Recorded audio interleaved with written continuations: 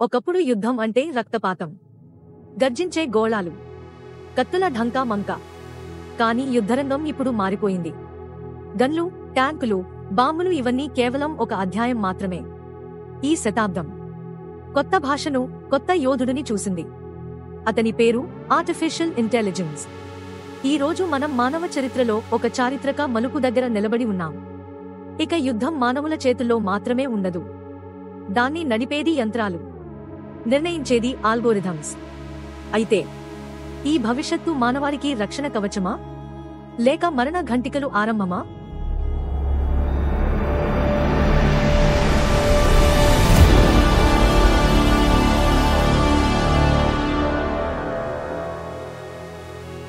మనిషి పుట్టినప్పటి నుంచే యుద్ధం కూడా చరిత్రలో ప్రవేశించింది.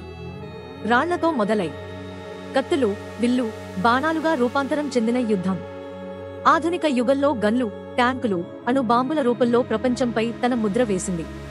ప్రాచీన యుద్ధాలు భుజబలం, ధైర్యం, వ్యూహంపై ఆధారపడ్డాయి. ఇండస్ట్రియల్ రెవల్యూషన్ యుద్ధరంగంలో ట్యాంకులు, విమానాలు, పెద్ద బాంబులు ప్రవేశపెట్టింది. సెకండ్ వరల్డ్ వార్ ప్రపంచానికి అణుబాంబు అనే అత్యంత భయంకరమైన ఆయుధాన్ని పరిచయం చేసింది. 20వ శతాబ్దం చివర యుద్ధరంగం కంప్యూటర్లు, శాటిలైట్లతో కొత్త దిశలో సాగింది. మరి ఇప్పుడు 21వ శతాబ్దంలో మూడవ ప్రపంచ యుద్ధం అవకాశాన్ని మరింత పెంచుతున్న కొత్త యోధుడు రంగప్రవేశం చేశాడు: ఆర్టిఫిషియల్ ఇంటెలిజెన్స్. ఏఐ అనేది కేవలం చాట్బాట్ కాదని, లేదా ఒక రోబో కాదని ప్రపంచం ఎంతో స్పష్టంగా గమనిస్తోంది. ఇది యుద్ధరంగంలో గేమ్ చేంజర్. స్వతంత్రంగా ఎగిరే డ్రోన్లు శత్రువులను వేటాడుతున్నాయి. ఏఐ ఆధారిత సర్వైలెన్స్ సిస్టమ్స్ శాటిలైట్ చిత్రాలను క్షణాల్లో విశ్లేషిస్తున్నాయి. ప్రిడిక్టివ్ అల్గోరిథమ్స్ భవిష్యత్తు దాడులను ముందుగానే అంచనా వేస్తున్నాయి. స్మార్ట్ వెపన్స్ లక్ష్యాన్ని గుర్తించి ఆటోమేటిక్గా దాడి చేస్తున్నాయి. సైబర్ వార్ఫేర్ ఏఐ కంప్యూటర్ నెట్వర్క్లను ధ్వంసం చేయగల డిజిటల్ సైన్యం. ఇది కేవలం సిద్ధాంతం కాదు. అమెరికా, చైనా, రష్యా, ఇజ్రాయెల్ వంటి దేశాలు ఇప్పటికే ఏఐలో బిలియన్ల డాలర్లను పెట్టుబడి పెట్టాయి. దర్పా ప్రాజెక్టులు, చైనా ఏఐ ఇన్ వార్ఫేర్ ప్రోగ్రాములు, రష్యా ఆటోనామస్ ట్యాంకులు. ప్రతి దేశం యుద్ధరంగాన్ని యంత్రాల చేతుల్లోకి అప్పగిస్తున్నాయి. కానీ ఈ పరిణామ క్రమం పెద్ద ప్రశ్నలు లేవనెత్తుతోంది.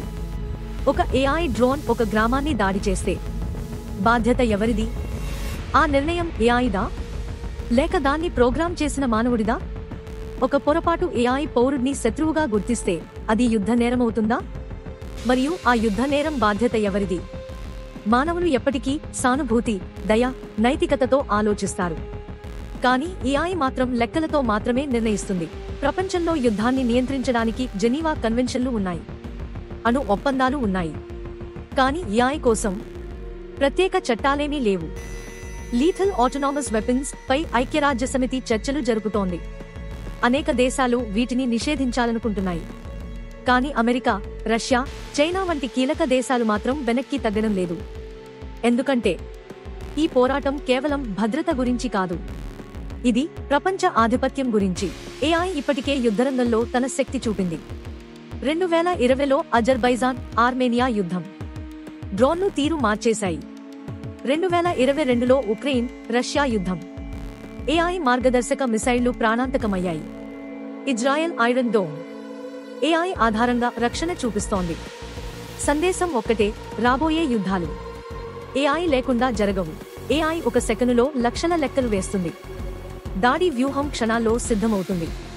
కానీ ఏఐకి కరుణ లేదు, సానుభూతి లేదు, నైతికత లేదు. ఒక పొరపాటు వందలాది ప్రాణాలు హరించగలదు. ఒక తప్పు లెక్క నాగరికతనే ముగించగలదు. ఇప్పటి వరకు ట్రిగ్గర్ నొక్కిన చేతి మనిషిదే. కానీ రేపు డ్రోన్లు, రోబో సైనికులు, ఆటోనామస్ ట్యాంకులు ఇవే ముందుండబోతున్నాయి.